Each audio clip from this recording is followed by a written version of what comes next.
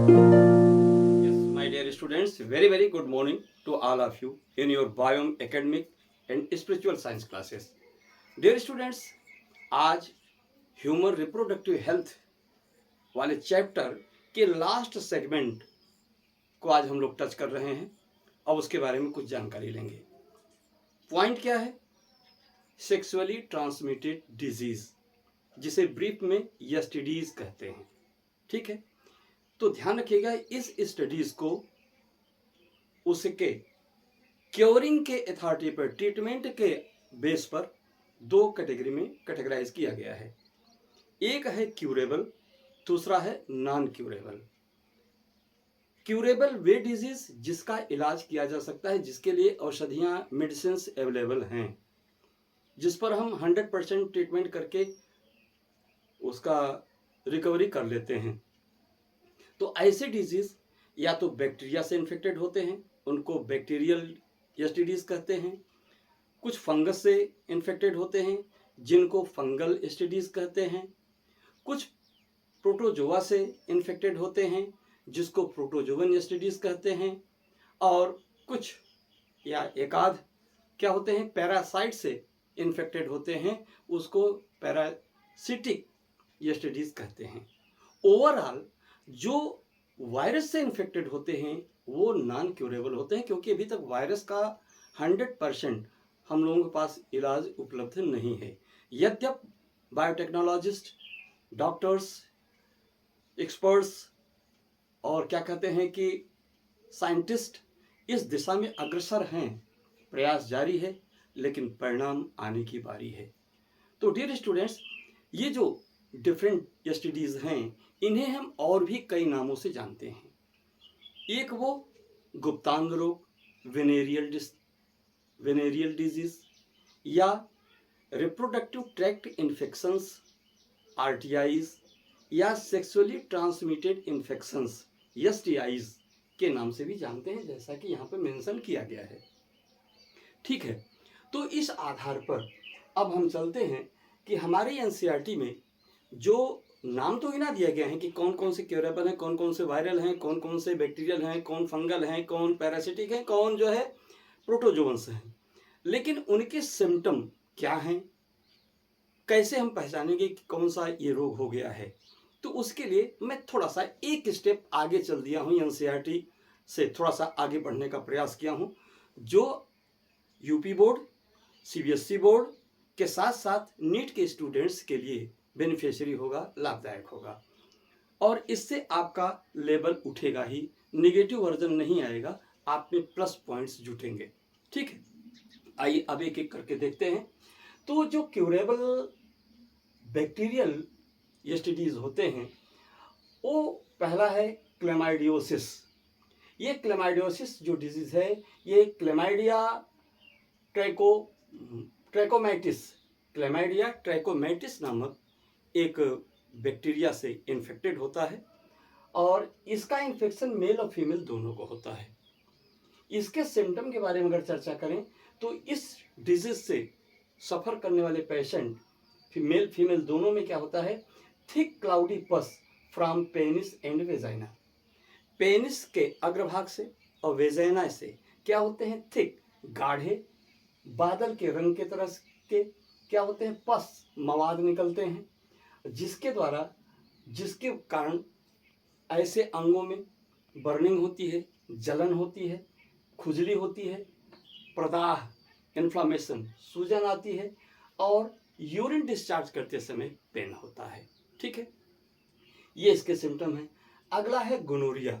Gonorrhoea का infection more over female में होती है। जनरली वो फीमेल्स जो मेंस्ट्रुअल साइकिल के दौरान वो क्या कहते हैं कि इन्फेक्टेड पैड्स का यूज़ करती हैं और अपने हेल्थ एंड हाइजीन का, प्रॉपर हेल्थ केयर का ध्यान नहीं रखती हैं, साफ सफाई का ध्यान नहीं रखती हैं, शुरुआत में प्रायः वही फीमेल क्या करती हैं, ऐसे रोग से ग्रसित हो जाती हैं।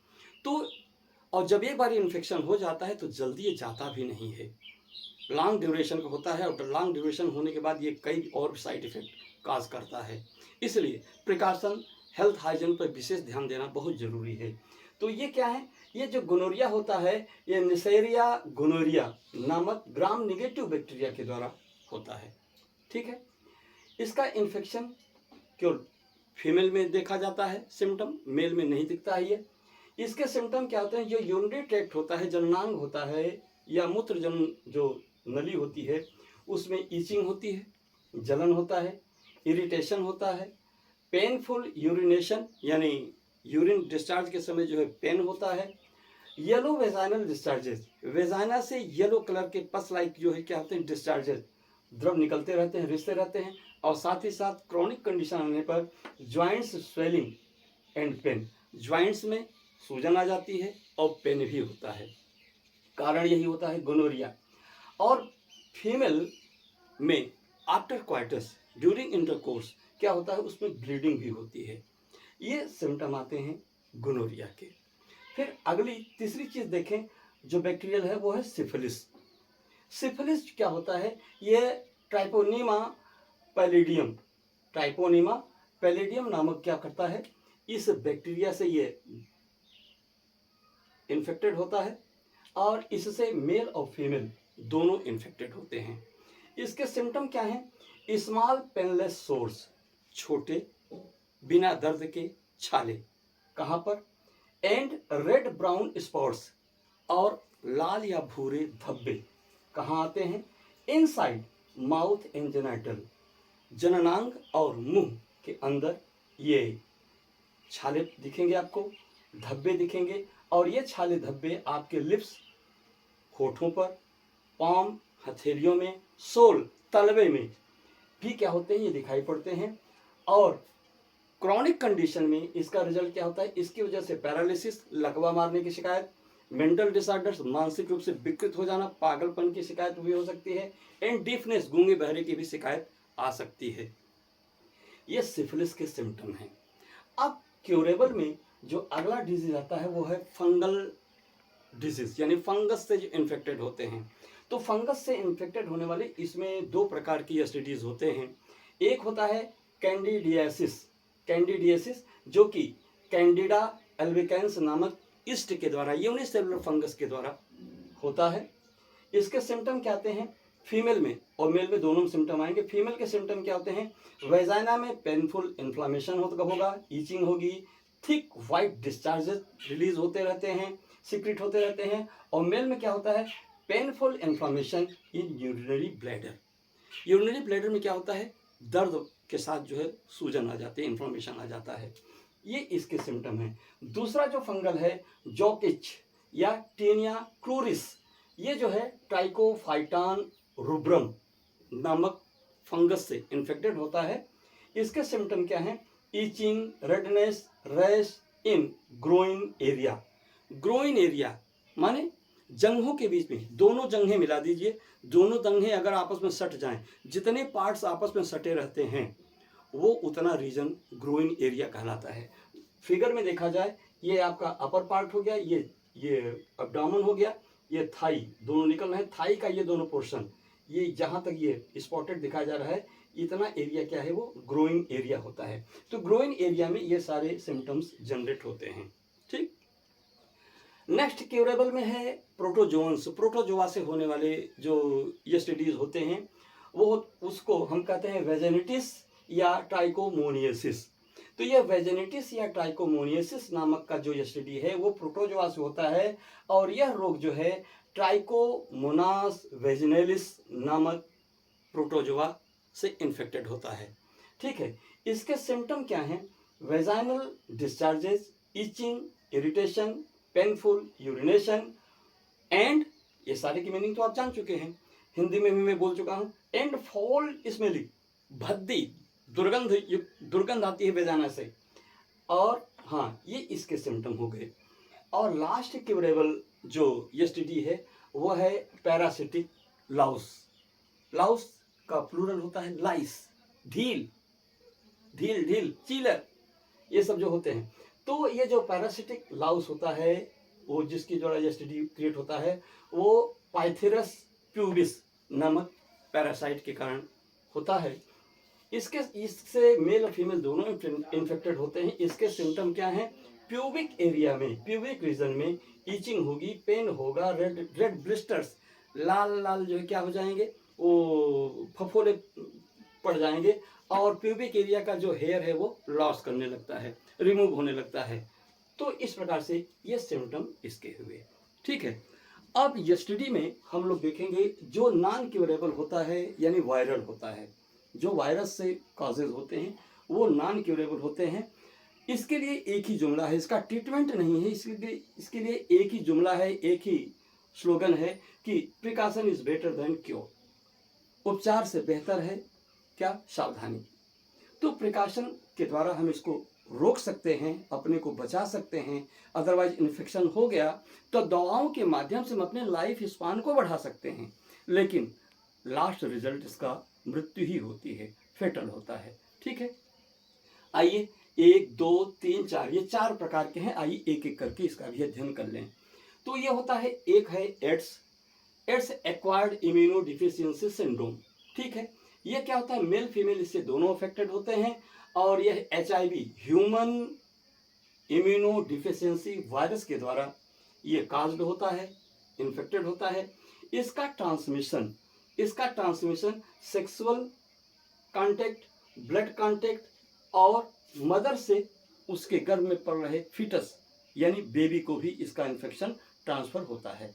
ठीक है, सिम्टम इसके क्या होते हैं, इसमें फीवर होगा, सोर थ्रोट, गले में छाले पड़ जाएंगे, फैटिकनेस, थकावट महसूस होगी, वेट लॉस, भार घटने लगेगा, नाइट स्वीट्स, रात में सोने में पसीने आएंगे, रिकरेंट इन्फेक्शन, और बार बार जो है क्या होते हैं, बीमारियां होती रहती हैं, भिन्न भिन्न प्रकार के इन्फेक्शंस, छोटे से बड़े इन्फेक्शन बार बार उस व्यक्ति को प्रभावित करते रहते हैं, क्योंकि इम्यूनिटी ही लॉस कर जाती है। इस प्रकार से हर एक इन्फेक्शन पेशेंट के लिए फेटल हो सकता है। दवाओं के द्वारा कुछ समय तक उसको रोका जा सकता है, लेकिन फाइनल इलाज नहीं है। ठीक है, इसके बाद लेसन 8 में इसके बारे में हम लोग जो है डिटेल में चर्चा करेंगे, अभी पूरी चर्चा करना यहाँ संभव नहीं है। हेपेटाइटिस भी आप एग्जाम में भी अगर हो तो इतना ही लिखेंगे, ज़्यादा नहीं लिखेंगे कि बस एड्स के बारे में जान रहे हैं तो बहुत सारा कुछ लिख डाले ना, जितनी आवश्यक है उतना ही। ठीक है, अगला है हेपेटाइटिस बी। हेपेटाइटिस बी जो है आप जान लीजिए एड्स से लगभग 100 गुना ज़्यादा प्रभावी इन्फेक्टिव होता है, ज़्यादा प्रभावी होता है बॉडी पर। हेपेटाइटिस बी जो है हेपेटाइटिस बी वायरस के द्वारा होता है। यह वायरस जो है डबल स्टैंडर्ड DNA वाला होता है। ठीक है, इसका जो ट्रांसमिशन होता है सेम एड्स जैसा होता है, सेक्सुअल कांटेक्ट या ब्लड कांटेक्ट के माध्यम से ये एक दूसरे से में ट्रांसफर होता है, और मदर से न्यूबॉर्न बेबी में क्या होता है, इसका ट्रांसमिशन होता है। इसके सिम्टम क्या होते हैं, इससे हेपेटाइटिस बी से जो मेन इन्फेक्टेड पार्ट होता है वो बॉडी का लीवर होता है। ठीक है, और जब लीवर इन्फेक्टेड होगा तो उसमें कौन कौन सिम्टम आएंगे, जॉन्डिस होगा, माने पीलिया रोग हो जाएगा, स्किन और आई जो है रेड हो जाते हैं। लीवर क्रॉनिक कंडीशन आने पर लीवर क्या होता है, लीवर में सिरोसिस और लीवर के कैंसर हो जाते हैं, जिसकी वजह से लास्ट में पेशेंट की मृत्यु हो जाती है। क्योंकि इसका वायरल है, इसका इलाज नहीं है, इसलिए बेहतर ही है वैक्सीनेशन। इसका तो वैक्सीनेशन भी नहीं है, लेकिन इसका अगर वैक्सीनेशन करा दिया जाए अर्ली एज में तो क्या होगा, इस प्रकार के वायरस से हम लाइफ लॉन्ग अपने को बचा सकते हैं। ठीक है, नेक्स्ट है जेनाइटल हर्पीस। जेनाइटल हर्पीस जो है हर्पीस सिम्प्लेक्स वायरस के द्वारा होता है। Herpes HSV herpes simplex virus के द्वारा होता है। इसका ट्रांसमिशन सेक्सुअल कांटेक्ट के द्वारा होता है। अगर कोई एक इन्फेक्टेड पार्टनर है तो क्या होगा, सेक्सुअल क्वार्टर्स के दौरान जो है कोहेबिटेशन में क्या होता है, वो एक पार्टनर से दूसरे पार्टनर में ट्रांसफर हो जाता है। इसके सिम्टम क्या होते हैं, ब्लिस्टर्स ऑन जेनाइटल ऑर्गन, जननांगों पर क्या होते हैं, छाले पड़ जाते हैं, यानी छाले नहीं वो फफोले पड़ जाते हैं। और pain in urination, urine discharging में क्या होता है, पेन होता है, फीवर होता है, और लिम्फ नोड्स में स्वेलिंग आ जाती है, जो लिम्फ वाहिनियाँ होती हैं, लसिका ग्रंथियाँ, उसमें सूजन आ जाती है। ये इसके सिम्टम हैं। लास्ट है जेनाइटल वार्ड्स। जेनाइटल वार्ड्स क्या है, ये HPV human papilloma virus, human papilloma virus, human papilloma virus HPV के द्वारा इसका इन्फेक्शन होता है। इसका ट्रांसमिशन बेटा सेक्सुअल कांटेक्ट, और सेक्सुअल कांटेक्ट के साथ साथ जिस पेशेंट में इसका सिम्टम है उसके अंडरवेयर्स, अंडर गारमेंट्स के शेयरिंग से, उसके द्वारा प्रयोग किए जाने वाले कपड़ों के शेयरिंग से, उसके बेड को अगर दूसरा कोई शेयर कर रहा है तो भी यह डिजीज एक पेशेंट से दूसरे पेशेंट में, दूसरे व्यक्ति में ट्रांसफर हो सकता है। इसलिए इसके सिम्टम क्या हैं? ये जो वार्ड्स होते हैं, ये वार्ड्स सॉफ्ट ग्रोथ होते हैं, ये मुलायम क्या होते हैं, आउट ग्रोथ बॉडी से, स्किन से, जेनिटल पार्ट से निकलते हैं, जिसमें ईचिंग होती है और असहज, व्यक्ति सामान्य अवस्था में नहीं रह पाता, अपने को हमेशा असहज महसूस करता है। और यह वार्ड्स क्या होते हैं, ये वल्वा में, सर्विक्स में, पेनिस में या एनस में कैंसर भी कॉज करते हैं। तो इस प्रकार से अब आप रिजल्ट समझ सकते हैं, अगर कैंसर हो गया तो कैंसर का कितना बेहतर इलाज है। कब तक फाइनल ट्रीटमेंट तो अभी तक उपलब्ध नहीं है, परिणाम क्या होगा, लास्ट में मृत्यु को गले लगाना पड़ेगा। तो इस प्रकार से ये नॉन क्यूरेबल क्या है, एसटीडीज हैं, वेनेरियल डिजीज हैं, आरटीआईज हैं, एसटीआईज हैं। ठीक है डियर स्टूडेंट्स, ये इतना आपके एनसीईआरटी में जो दिया गया है, प्लस जो मैंने आपको प्लस करके दे दिया है, दैट्स इनफ फॉर यू। ठीक है, तो इसको आप बेहतर ढंग से इसको लिखिए, राइट कीजिए, नोट कीजिए माय डियर स्टूडेंट्स। तो हम लोग एमनियोसेंटेसिस के बारे में चर्चा कर रहे थे, तो आइए इसी साथ साथ हम लोग एमनियोसेंटेसिस के कंसेप्ट को भी क्लियर कर लें। डियर स्टूडेंट्स, एमनियोसेंटेसिस को हिंदी में कहते हैं उल्ववेधन। ठीक है, एमनियोसेंटेसिस है क्या? डियर स्टूडेंट्स, एमनियोसेंटेसिस एक प्रकार का प्रोसेस है। कैसा प्रोसेस? प्रीनेटल डायग्नोसिस टेस्ट का। तो एमनियोसेंटेसिस प्रीनेटल डायग्नोसिस टेस्ट का एक प्रोसेस है। किसका एमनियोसेंटेसिस किया जाता है? किसका टेस्ट किया जाता है? फीटस का। गर्भ के अंदर जो बच्चा पल रहा है, उस बच्चे को डायग्नोज करने के लिए, उसका निदान करने के लिए एक टेस्ट किया जाता है, उसे ही हम लोग एमनियोसेंटेसिस कहते हैं। यह एमनियोसेंटेसिस होता किसके लिए है? डिसऑर्डर्स, उस फीटस के डिसऑर्डर्स को आइडेंटिफाई करने के लिए। किस प्रकार का डिसऑर्डर? अगर वो जेनेटिक डिसऑर्डर उसमें है, जैसे म्यूटेशनल कोई डिसऑर्डर आ गया, या मेटाबॉलिज्म से रिलेटेड कोई डिसऑर्डर है, या न्यूरल ट्यूब डेवलपमेंट से रिलेटेड कोई जो है वो डिसऑर्डर है। तो ये 3 डिसऑर्डर्स के बारे में, 3 डिसऑर्डर्स को डायग्नोज करने के लिए टेस्ट किया जाता है। दूसरी चीज क्रोमोसोमल एबनॉर्मलिटीज।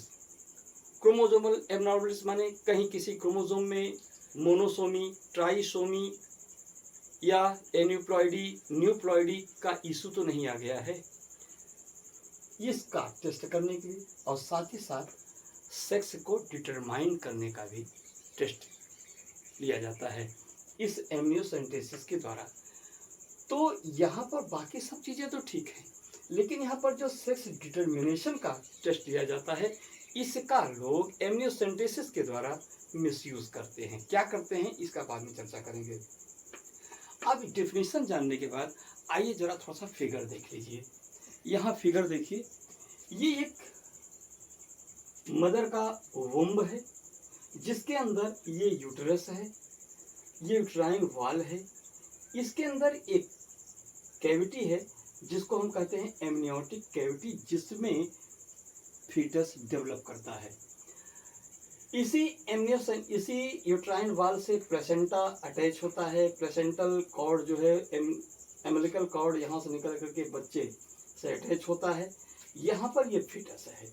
ठीक है, यहाँ पे जो भी लिक्विड भरा हुआ है ये एमनियोटिक फ्लूइड कहलाता है। ठीक है, तो करते क्या हैं, कैसे करते हैं, ध्यान रखिएगा।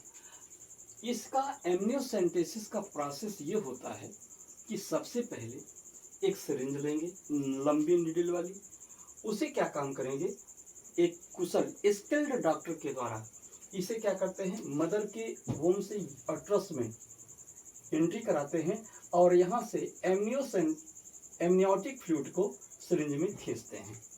ठीक है, खींचने के बाद क्या काम करते हैं, इस फ्लूइड को सेंट्रीफ्यूगल मशीन के द्वारा इसका सेंट्रीफ्यूगेशन करते हैं। तो डेंसिटी के अकॉर्डिंग टू क्या होता है, जो सेल कंटेंट्स होते हैं वो नीचे बैठ जाते हैं और जो फ्लूइड होता है ऊपर जो है वो सुपरनाटेंट वो ऊपर जो है पड़ा रह जाता है। ठीक है, इसके बाद इस सेल का कल्चर भी तैयार करते हैं। ठीक है, तो यहाँ पे जो तीन चीज़ें प्राप्त हुई एमनियोसेंटेसिस, इससे सेंट्रीफ्यूगेशन से फ्लूइड प्राप्त हुआ, सेल्स प्राप्त हुए और सेल का कल्चर तैयार प्राप्त हुआ। तो किससे किस चीज़ का टेस्ट करते हैं, किस चीज़ को आइडेंटिफाई करते हैं, ध्यान रखिएगा। जो फ्लूइड होता है, फ्लूइड एक प्रकार का कंपोजिशन, इसमें कंपोजिशन एनालिसिस करते हैं। किसका किसका, PKU phenylketonuria, sickle cell anaemia, adenosine deaminase enzyme का और एल्केप्टोन्यूरिया का। साथ ही साथ NTDs न्यूरल ट्यूब डिसऑर्डर का भी आइडेंटिफिकेशन डिटर्मिनेशन इसी फ्लूइड के एनालिसिस से करते हैं। ठीक है, जो सेल होता है, सेल को आइडेंटिफाई करते हैं, सेल के कैरियोटाइप का स्टडी करते हैं, उसमें बार बॉडीज को सर्च करते हैं और बार बॉडी के एनालिसिस से फीटस के सेक्स का डिटर्मिनेशन करते हैं। ठीक है, इसके अलावा इस बायोकेमिकल एंड रिकम्बिनेंट DNA की स्टडी भी सेल के कैरियोटाइप से किया जाता है। अगली चीज है यह सेल का जो कल्चर है, सेल के कल्चर से बायोकेमिकल एंड क्रोमोसोमल एनालिसिस किया जाता है। केमिकल का साथ साथ ये क्रोमोसोम में ट्राइसोमी, मोनोसोमी, इस सब का स्टडी किया जाता है और इसके द्वारा क्रोमोसोमल स्टडी में सिंड्रोम्स की स्टडी की जाती है। कौन सा सिंड्रोम, डाउन सिंड्रोम जो 21 क्रोमोसोम में ट्राइसोमी के कारण होता है, टर्नर सिंड्रोम जो एक्स क्रोमोसोम यानी सेक्स क्रोमोसोम, सेक्स के एक्स क्रोमोसोम में मोनोसोमी से होता है, एक क्रोमोसोम का लॉस हो जाता है एक्स क्रोमोसोम का, एडवर्ड्स सिंड्रोम जो 18वें क्रोमोसोम पर ट्राइसोमी से एक्सेस आर्म जुड़ जाने के कारण होता है, और क्लिनफिल्टर सिंड्रोम जो सेक्स क्रोमोसोम्स होते हैं XS या XY, उसमें क्या होता है, उसमें ट्राइसोमी के कारण जो है ये डिजीज उत्पन्न होते हैं। तो इतनी सारी चीज़ आप देख लिए। अब आइए थोड़ा सा कुछ प्रोसेस देख लें, प्रोसेस में क्या है, कैसे हम लिखेंगे। तो ध्यान रखिएगा, प्रोसेस में क्या होता है, sucking of amniotic fluid from amniotic sac with syringe as sample. Sample के रूप में इस फीटस, इस यूट्रस के एमनियोटिक कैविटी से एमनियोटिक फ्लूइड को सिरिंज के द्वारा सक किया जाता है, बाहर निकाला जाता है। इसके बाद इसका सेंट्रीफ्यूगेशन किया जाता है। इसके बाद वो जो सेंट्रीफ्यूगेशन के जो कंटेंट्स मिलते हैं उसका एनालिसिस किया जाता है।